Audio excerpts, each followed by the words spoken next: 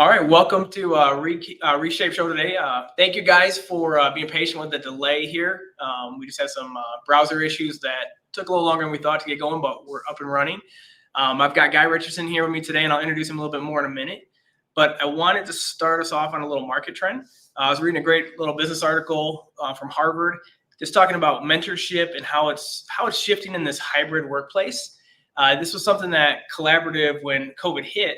We were already set up to be working remote, but one of the things that we struggled, like a lot of companies did, was how do you connect with your team remotely and how do you keep mentoring and developing your talent in your team? And so if you're interested in looking at this, it's called What Great Mentorship Looks Like in a Hybrid Workplace. But a couple of things that stood out to me were providing consistency and structure, because we didn't have the structure where they had an office place. So how does that transition to home? One of the things that really challenged me as a leader was how to stay connected with our team, how to make them feel like they're part of the team.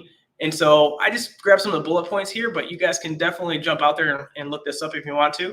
And then the biggest one, like at the top, they said ditch happy hour in favor of one-on-one relationships. That was something that it takes some work, especially when you're remotely, of how do you connect through a screen. And like I said, Guy's on here, and Guy, I think you and I have done a great job of staying connected to the screens, because for those that don't know it, Guy lives in Michigan half the year, and then he lives in Florida the other half of the year. And so I think when we first started mentoring, a lot of it was over the internet first, wasn't it? Yeah, it was. With me being in Florida at times, Southwest Florida, we spent a lot of time,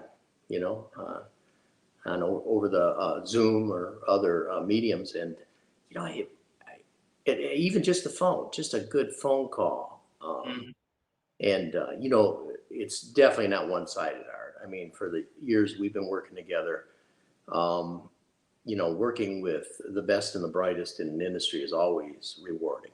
And, I hope I've made deposits into you as much as you have me. I mean, the way you got me setting up this lighting for this brilliant.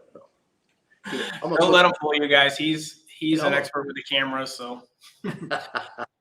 Let me introduce Guy though for you guys. He got a little bit of a blurb in the intro, but Guy built from ground zero. Guy, you built advanced staffing solutions over 33 years. You took it from nothing to, at one point, I think you said 17,000 people that you were staffing for other employers, and you took it through the highs and lows. I mean, you took it to, correct me if I'm wrong, 50 million a year, and then the 2008 housing market hit you guys, and then you were down to 5 million a year, and then back up to 50. Walk us through, how you got through some of those challenging and some of the mentoring and how you coach your team. That's really what we're here to learn today, is the power of mentoring and coaching and leadership. I had some of the best and brightest people working with me. You're right. We built it up to about 50 million in sales. We were retaining $1 million a year, plus paying ourselves ridiculous salaries and bonuses, and paying all our staff really good. It was good before that real estate bubble burst. And then as the nation went into a recession, we all dropped about 50%. And the leadership of one of my partners, Ron, it was just amazing. He's about 6 years older than me. And so, we brought different things to the company. But in this situation, he said, we're pretty successful financially. We've been, doing this for a number of years. He said, what do you think about going without pay until, we get through this downturn? And so basically, with his insight and wisdom, I agreed with his strategy. We led our team. We asked them to volunteer if they wanted to take a 10% cut during this deep recession. But we didn't force them to. But we said, we're going to go without salary to remain bankable and to keep our receivables. So we had like a $2 million credit line for staffing. And it was a tough time. But guess what? Not only did they 100%, this was a staff of about 46, 47 people at the time. They all voluntarily took a 10% cut. And then they found savings in places that only your cleaning crew could normally find. You know what I mean? And not only did we remain bankable, but our large national bank went, wow, you guys, can you rub off on our other clients? It was pace setting in its response to the recession. So we built it. We went down to 25 million.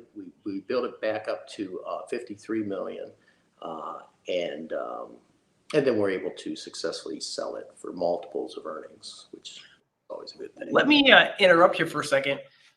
Having 100% of your staff agree to do that, there's got to be relationships there. They've got to believe in you. So can you kind of walk us through what you did to build that? And I know the story, so I don't want to just assume things since people don't know the story here, but you guys did strategic things to make them feel like family, to make them know they're appreciated. Walk us through some of those so the listeners online here can see what they can grasp and take home today. Some famous billionaires once said that the smartest thing they ever did in building their large multinational corporation was behavioral hiring. So, my degree was a double major from Oral Roberts University back in 1980, New Testament literature and psychology. And one of my favorite passions was testing and measurements, especially regarding personality. And so we set about to try to hire and grow using three key things. We were looking for people that had the character for a long-term relationship. And so we had three things. They had to be servant-hearted, they had to be teachable, and they had to be truthful. And if they failed in any of those, they didn't stay with us very long. There was early pruning. And especially if they weren't truthful. How could you build an organization with people messing with your customers, right? Or each other in the staff and the associates. So we ended up having a culture test done by University of Michigan. And to give you a comparison, we were up to about 31 staff people, and they found that we had 100% agreement on every major thing that a business has to focus on. Both marketing, vision, mission, core values, and everything. So they wanted to study us further, but they of course wanted confidential private information, financials and stuff. And we declined because that's like painting a bullseye on yourself and say, hey, competitors, come and beat on our territory, right? So we didn't do that. But that 100% unity amongst those 31 continued as we grew the company. And we had a lot of retention of really talented people. Probably one of the most amazing ladies I've ever worked with. Her name was Shelley. Her name is Shelley. She's now one of the owners of the succeeding company. And she started as a temp, a receptionist, but she was servant-hearted, teachable, truthful. She was self-motivated. So and here's the interesting thing. I've got a master's in management, but very few people had even finished their bachelor's degrees. And my most productive people almost finished their bachelor's degree. They didn't quite get it because of life circumstances. The drive and the talent, the intelligence in people like Shelley, she just needed somebody to provide an opportunity. So we just tap it, and she's amazing. And you get people pulling in the same direction because they also appreciate the core values and the unity of the organization. It's unstoppable. Matter of fact, it becomes family. I mean, that's you're talking about Shelley, and the person that comes to mind in my organization is Cole, who you actually brought to our attention. And Cole, for those people, he's one of our project managers now. We took him out of the automotive industry, and the principles you talked about, servant-hearted, teachable, and truthful, he absolutely excelled in all three of those. And a lot of my collaborative team questioned me, why are we looking at this guy? Because he's not in construction. He's in automotive. And I said, well, I think he has what we want, the core values of our team. And there was a lot of pushback, and the team, I don't want to say they didn't trust me, but they didn't understand me, where we were going. So when we hired Cole, he had to learn our industry very fast. But most people take 5 years or so to get really comfortable. He did it in a year. I mean, he's still got a lot to learn and grow. But now our team's like, we'll take 10 more Coles. Where do we get more Coles, Exactly. So that's my own success story off of your principles. Well, and when you can bring in somebody and train them up, the loyalty factor will blow your mind. So you can go through the deepest of recessions. And by the way, every business goes through recessions and commoditization. One day you're doing high margin business, and the next time they're saying, we know what you do. We don't want to pay that much anymore. Right? Well, what's that? But it happens everywhere. In every industry. And what you need are teachable people who are intelligent and curious. It's amazing. And I had a couple of genius level IQ folks that I worked with. By the way, I've never taken that, even though I love testing and measuring.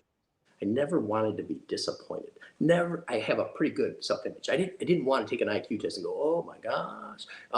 No, but some have, and I have to say this.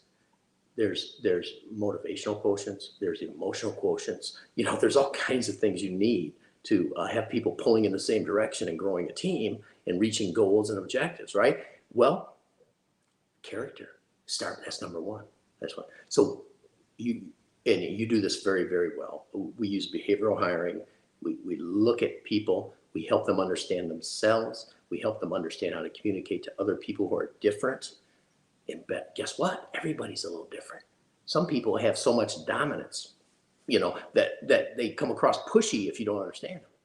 Yep. Well, the pushy could be just such a drive to deposit something in you that, and that's what I believe, I hope mine is. It's a desire to improve whoever I'm with or improve myself. I mean, I'm in this continuous improvement process. I love it. And I learned from you. I learned from all my clients. I want to tell you something. I learned so much. It's crazy. I should pay you. We'll get it out of you. Don't worry. No, I know. Guy's actually working on helping us start another endeavor right now, which is going to be a fun one. But anyway, you keep, touching on these behavior analysis. One of the things that you did early on with me, which it was like reading Greek when you first introduced me to it, was these PDP global personality tests.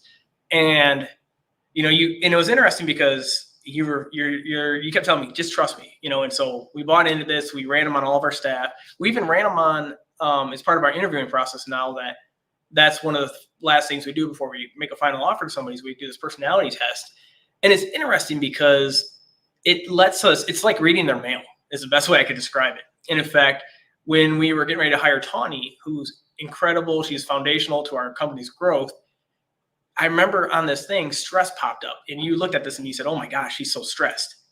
And you told me, you're like, you need to figure out, is it her family stress or work stress? Because if it's work stress, you might be able to solve that. If it's family stress, you need to run. And so I remember, and this is what I love about having a great mentor. I didn't fully understand this how important these things were yet. I was learning. And but I remember looking at this thing, and you could see the stress in these charts. It's, feel free to reach out to me after this show sometime, anybody who's watching this, and I'll be glad to talk about these things. I love them now. I live by them. We hire or not hire people based on what we see on these charts, which is, it's been good for us. It's protected us. But we went to the interview with Tawny, and I remember you coaching Jenna and I on the way up there to the interview, and you said, well, she looks like she's an open book. And this is from reading a profile test. You've never met her, never talked to her. And you said, she's probably an open book. All you got to do is say, hey, Tawny, you look stressed. See right here? And she'll open wide open. And sure enough, we showed it to her, and she just unloaded on us about all the stress in her life. And I didn't realize I caused some of it by giving her an opportunity of a lifetime that she was looking for, Absolutely. And it's been great since, she's been an incredible team member, but great to work with. Our clients love her, Yeah. Well, and I like to think of, let's say you had 5 key criteria for hiring somebody. And of course, we normally look at a resume, and we look at their education, and we look at their experience. And of course, those are all important criteria. But it's more important to verify that that's true. Okay. And then a good name is worth more than gold. That's Solomon, the wisest man who ever lived, King Solomon. And so you got to find out, do they have a good name? There's where some of that truthful, servant-hearted, teachable stuff comes in. And so, unfortunately, for some reason, we schedule too many interviews, 20 minutes face-to-face, or with somebody, and we think we understand their behavior. But with tools talking about, you can get worth of info, valid to them about it. You can equip them to better understand themselves. So you're actually in an interview giving them some coaching tips, right? And I've been doing these for decades. I mean, 4 decades since college. And I've never had somebody say, Alan, and then they say, can my spouse do those? Can my significant other do those? And then you do marriage counseling with them. Oh, it's amazing what people you understand yourself, and you realize there's classic conflicts between a very expressive person such as myself, a communicator, a high influence person, and a very high conformity person who's very detail oriented and very methodical, and they're not as spontaneous, and they're very logical, and they're a better listener. And you realize that if they don't understand each other, they won't like each other, and they should pull in the same direction. And so that alone, full insight, how to supervise, how to motivate. I have to validate high conformity people that I need with the fact that they're accurate, right? That's what they care about. They don't care about the nice lunch I just bought them, or trophy that I engraved their name in as the most valuable player. No, they just need to know that they got it right. You know, you're speaking about how these have helped you reach out to your team. And one thing I love about this is I've learned how to watch the stress levels of my team, but I've also learned how they operate, like you're saying. I'm going to stop saying names because they're probably not going to be excited to hear their names on these podcasts. But one of my best teammates, he is incredible. His leadership, he's one of the best in the industry. And before we did the personality test, I used to get so frustrated because I swear he had split personalities, and I was like, we'd have a conversation in the morning, and then we'd have the same conversation about 4 hours later with a completely different side from him. And I'm like, what is going on here? Like, do we have medical issues here we have to deal with? But what I learned was I was his sounding board. He felt safe to vent to me. And so he would fly off the cuff and just vent to relieve the stress. And I just had to learn, okay, just let him vent, let him settle down. And then later on, we'll have the real conversation that we should have had, I totally agree. And talk about effective communications. People in business, corporations, they'll have these goals. They'll give you, sometimes they'll roll them out with some real, bells and whistles and expect everybody to just get on board. Well, you have to connect with them. You have to communicate with them. You're doing that with your staff, and you're doing it with insight. And now you don't waste time wondering why they're wandering around, not moving forward, because you connected. And communication is an art, and it's not easy for some people. You and I are more comfortable with communication. Some people take more time. You mentioned Cole earlier, thoughtful, considerate, more analytical, more linear, great with the detail. He's not gonna, grab a Starbucks with you and just, let's do it. This intuitive leap that people don't understand. Intuition is very analytical. It's based on a whole life of experience, right? So intuition gets better as you get older, especially when you make mistakes. And I got a feeling the 80-20 rule comes into play there. I share a lot of things with my customers and those I'm mentoring that mistakes I've made. And it's probably 20% of what I've done. Maybe 80% I did okay. And maybe that was because I had good mentors. Maybe I wouldn't have had 80% good decisions if I hadn't had good mentors. I've had great mentors. One of my first mentors saved me from having a partnership with a duplicitous person who wanted to freeze me out and take all my energy and all my work that I had done for a year. Okay. And and because I listened to him and I put a legal clause into our articles of incorporation, which was something that mitigated against a freeze out of a shareholder, because I was a minority shareholder and I didn't understand, how precarious that could be. And that was one of my early mentors, JC. And JC, the whole thing I've done in my life now as an adult was partly because he gave me some coaching tips, and one that I took to heart. And it was a pivotal thing. Wow, how many of those pivotal things are going on when we, I can't even imagine. He's 91 years old now, that first mentor I had in business. Nice. The dear man. And, after we get off, I'm going to call him and thank him again. I don't know how many more times I can thank him. He's 91. So I know, Guy and I are going back and forth here about, these things, but all these things we've talked about to date, 3 years ago when you started working with me, I wasn't doing any of these, and that's what I love about mentors is they see our blind spots, and so, we talked about like the servant-hearted, teachable, and truthful one. I completely stole that from Guy. And I'll tell you, that quickly let me realize when someone needed to leave the team. And it came down to, in both cases, they weren't being truthful. And I am, and you've seen me, Guy, and my wife knows this and my team knows this, I'm probably the most patient person at trying to reconcile a situation and to a fault. And the rest of the team, usually what puts the line in the sand is when I see the team frustrated with me because of the strife that I'm letting go continue because I'm trying to reconcile a situation. And so that has been, but on the flip side of that, that's shown my team too that as long as they're being servant-hearted, teachable, and truthful, we can overcome any mistakes that are made. Yeah. And it's given them peace actually too, because they realize I'm not going to fire them if they make a mistake. And in fact, I make probably the biggest mistakes in our company on a regular basis that have huge, potential financial implications.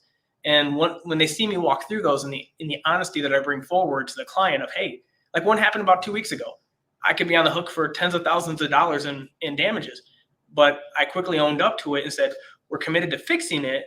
It was my fault. You can point fingers at possibly other people as well, but it really falls on me because I caught the mistake and I didn't fix it, Mm-hmm. And so to see that honesty play out with our clients, I think that's put them at peace too, and it takes some stress off them, So again, if I didn't have those principles out there front and center that these guys know that we're operating by, I think there'd be a lot more fear in a day-to-day about their jobs and things like that. Well, and they some of your best referrals for growing your professional team come from those that already work with you, and see they already know the core values of your company. They agree with them, and so there's a vetting process. So now you're not throwing back as many fish because you got the right lures, and you're in the right fishing pond, looking for people. And it is a virtuous cycle that you can have if you focus first on core values and you understand behavior and you verify that people have a good name. Okay, let's pick on politicians in general. Okay, so if someone lies all the time, or they lie most of the time, or you'll never get the straight answer if you back them into a corner, or if you inquire, you're going to get some kind of obfuscation. Nobody needs that. Yep. Our country doesn't need that either. But that's another story. I think in an organization, if you really have the permission to, overcome and learn from mistakes, and you feel safe to bring problems to the decision-making team, the executive team or the CEO even, and you will find that you'll be growing business people. Seriously, the people I worked with on the advanced team, they are such, in so many ways, better business people than I ever was. And guess what? They love mentoring too. They still have mentors. They're involved in associations where peers share, solutions. To tell you, this is it was a brilliant thing. One time I was in Milwaukee, Wisconsin, with a whole bunch of staffing service owners, and And so we do this roundtable, and there was about 52 of us in this meeting, and someone asked the question, okay, um, how many people you have a problem you're dealing with in your organization? And so every hand went up. And then somebody very discerning said, okay, does that involve one of your staff? 100%. Well, what are our problems in business? And guess what the solution was? Unanimously. Prune that person. That person isn't pulling with you, they're pulling against you. That person is toxic with others. That person is toxic with your clients. And we tolerate this for a long time, mainly because that was my brother. No, it was my or it was a friend. And don't realize that when you do prune off a person that's divisive, toxic, and even mildly toxic, the rest of the team goes, thank you. Mm-hmm. And you've seen it. Yep. And they pull one of the things too and I give again a lot of credit back to you, Guy. You helped me build a solid team. I mean, I had people on the radar, but you helped me lure them in. You helped me with a lot of things that we don't have time to talk about today. But one of the biggest testimonies to this was, as you're building a solid team, is Collaborator's been in business for almost 10 years now. Last year, actually this year was the first time I went on vacation, and my wife forced me to take a 3-week vacation because we were working so hard. And we actually even took almost our entire team to a conference in Hawaii. They were there for a week, but my wife forced me to stay 3 weeks. And it was the first time I was able to take that much time off and not come back to fires that I had to put out. I mean, the team has excelled under a lot of these principles that you've helped us bring on board. And it gave me the ability to step away. I mean, that was the first time I was able to look back and be like, wow, we've really built something here where I can step away from it and it's not going to fall down, That and that gives you work-life balance. See, if 80% of your problems come from 20% of your workforce, try to improve it. Prune something. Yeah. And you're hiring, learn from your mistakes. Do some behavioral hiring. Make sure that's at least 20% of the criteria. That's what I always suggest. Maybe 50% of the criteria, that goes into your hiring decision. And I go back to these profiles because these things have been foundational, and I didn't realize how foundational they'd be when you introduced them to me, because we almost hired somebody about a year ago. He looked great on paper. He looked good. Everybody gave him high recommendations, but we just didn't have a piece about hiring him. We looked at the profile, and there was you can read between the lines better than I could, but you said there's a lot of confusion going on in this gentleman's life, and you need to figure out why. And as we dug into it, I called some of the recommendations, and you even coached me on some of the things to ask. And so I called them and asked them, and they said, well, yeah, he does struggle with that. And yeah, he does struggle with that. And yeah, and it was like, the more we realized was we didn't need that confusion in our court where we're trying to build something. So I can't stress enough how this little piece of paper has been foundational for us, for our team and for development and getting the right people on board, Well, and in that case, you had somebody who was proactive. You had somebody who was a bit of an extrovert and he was decisive. Problem is, they were spraying their energy into a lot of things. They had issues.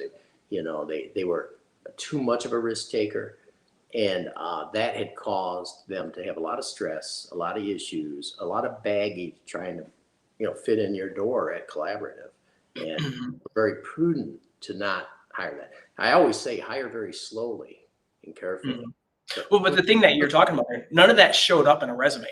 None of that showed up in an interview because they don't talk about it. No, it would never show up.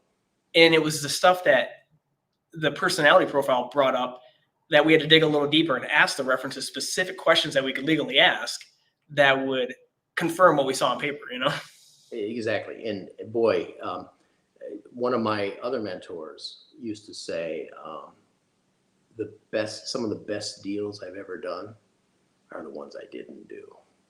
Some of the hires I didn't make were the best decisions I made.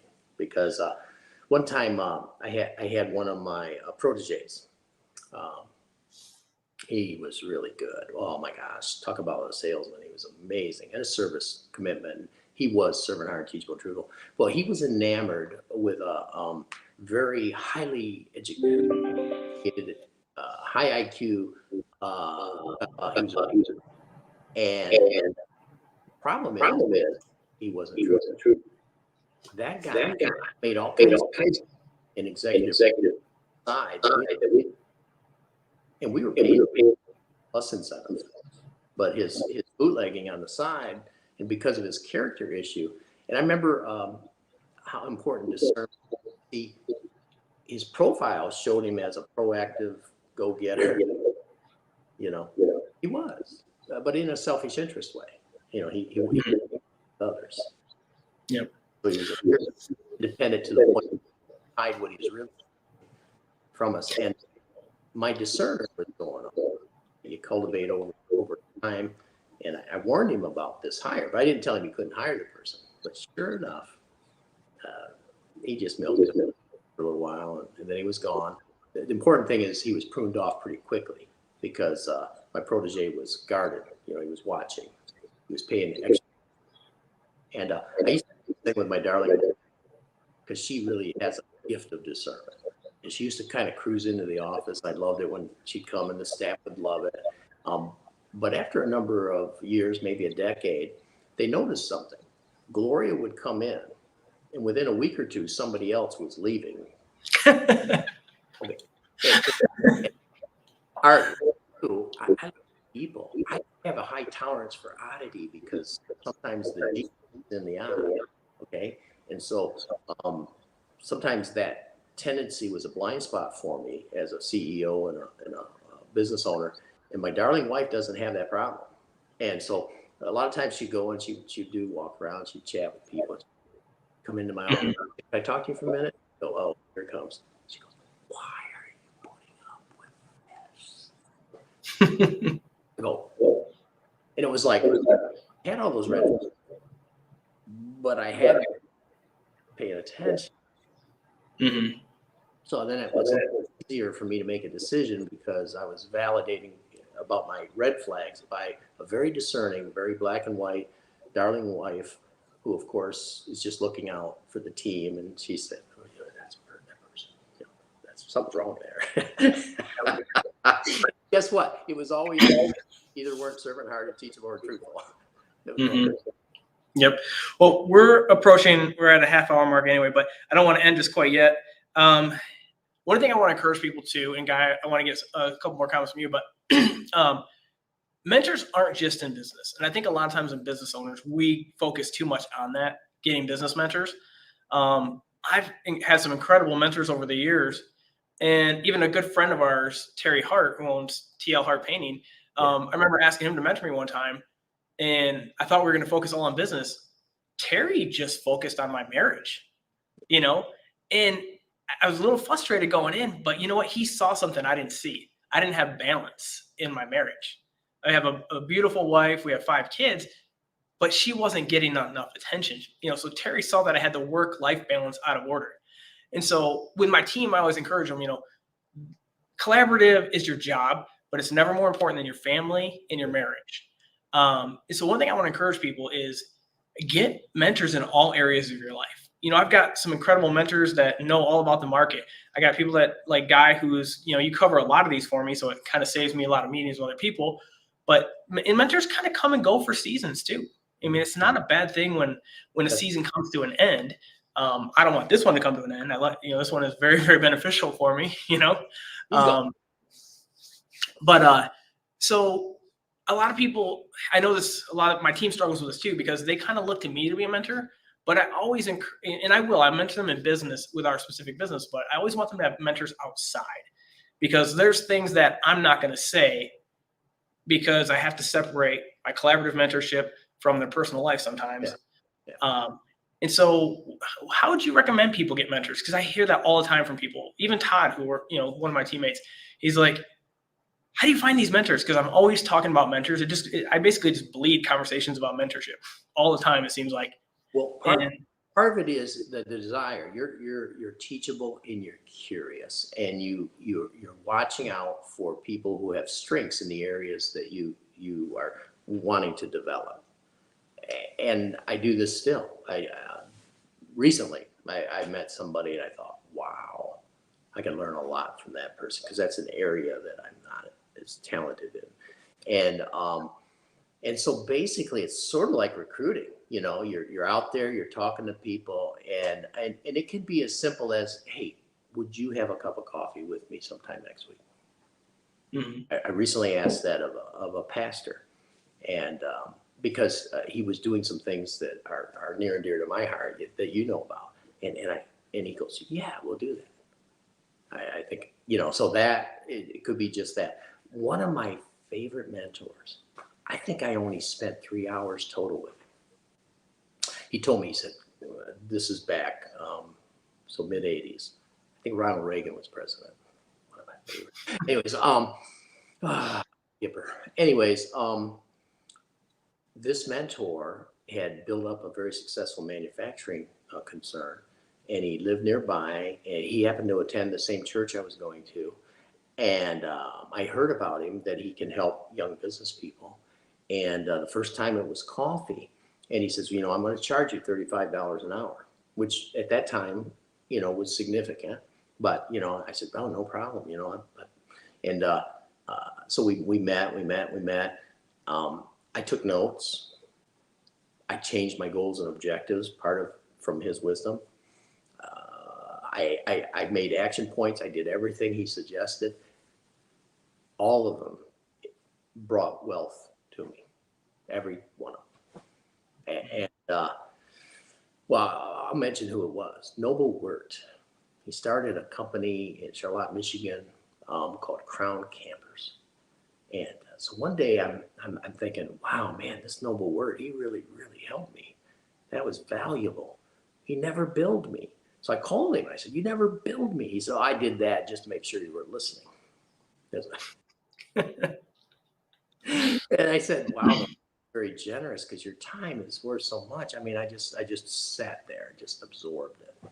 And, so sometimes it's just a short period, like you said. It's just a special person that comes into your life. Mm-hmm. But if you're curious enough and teachable, you can learn something. Yep. Well, I know this is always hard for Guy and I to end. Usually when we get together, it's usually like a 2-hour lunch. So to get us to condense this wisdom that he has into what's 37 minutes now, I greatly appreciate it, Guy. I think one thing I wanted to end on is for people that are watching this. Again, I'm gonna have to make some special notes that please watch it. This is life changing. It was for me, but is that I lost my train of thought here. But anyway, is at Collaborative. Oh, I know what it was. At Collaborative, one of the things that I'm trying to do with my team is, and this is my desire in life, is I want people to truly excel beyond any ceiling they see in their life. And I even talked to my own team when they come and I said, look, I'm not under impression that you're going to give the next 30 years of your life to me. I don't want that. I want you to have a dream and a vision for your own life. I want to find out what your heart beats for, so that you can chase that. If our vision is to work for 30 years, it's not big enough. It's not. And that's what I try to mentor into my team is dream big, dream for yourself, dream for the things that are going to change your life forever. And if you're willing to share that with me, I would love to help pursue that. So for example, in my team, when we do goals every year, I have them write their business goals, but then I have them write their personal goals, for their marriage and for their life and for their future. And they've got a comfort level with me. And I think it's because of the trust that I'm really going to stand behind and help them grow. So I am mentoring them. But when I see their goals and their dreams, I always encourage them, dream for the stars, because I'll tell you some of the things that we're working on now, they were ridiculous dreams 20 years ago, but we're walking them out now. And it was because people stood behind me and mentored me, encouraged me on. And so I definitely want to encourage that for anybody watching this. And then also, just to end this with Collaborative, we're always looking, like Guy said, for servant-hearted, teachable, truthful people. One of the things we do here different, like I said, is we're all about people and their families above the business. We obviously have to build a business to put food on the table, and that's how we pay our bills. But we're building something more than a company here. We're building people. And so if that's something that, you're interested in, feel free to reach out to me. We're always looking for incredible people. Like Guy said, proven performers that are servant-hearted, teachable, and truthful. Guy, Well, any last words? Yeah, I do. I want to say this about you and collective team. I've worked with over 1,000, helping them with for decades. Your team and your future are as bright as any of I've ever seen. You're making really good decisions. You've got a really good heart. You've got an amazing culture now. You've got everybody pulling in the same direction. You've got a marketplace and a good name that is better than gold. And so, it is an opportunity for people to work with you.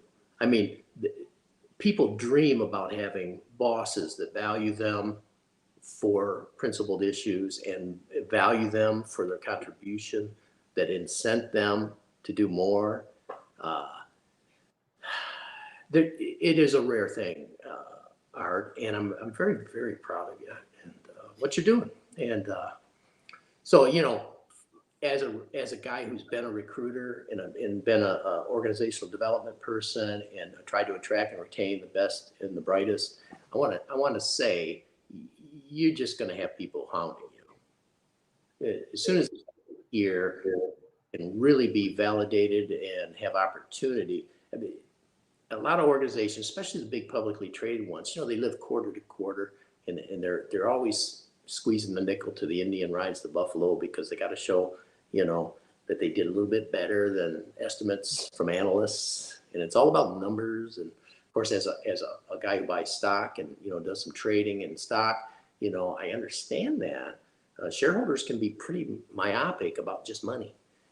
With collaborative, with small business like yours, with the culture you have, with the opportunity that's there, the sky's the limit. And people will just not want to ever leave. And by the grace of God and by, the synergy that comes from unity, Advanced Employment did the same thing. It's still going, it's still cranking, it's still running servant-hearted, teachable, and truthful. And some of my best and brightest are still the best and the brightest, and they're attracting the best and the brightest that are younger than them. Pretty cool. It's a virtuous cycle. But you reap what you sow. You're sowing into them leadership. You're sowing into them pastoral gifts. You're encouraging them in their whole life. I mean, you're doing much more as a leader than a lot of leaders. It's not just about the money. And I'm proud of you. All right, we're going to close the show with that. It's hard to follow up when people are bragging about you. But thank you, Guy. Appreciate it. And again, if anybody wants to reach out to Guy, I think I hyperlinked him on the LinkedIn thing. You'll never regret a conversation with him. He's always got some invaluable wisdom to drop in every time I talk to him. So thank you again for watching, guys, and I appreciate it.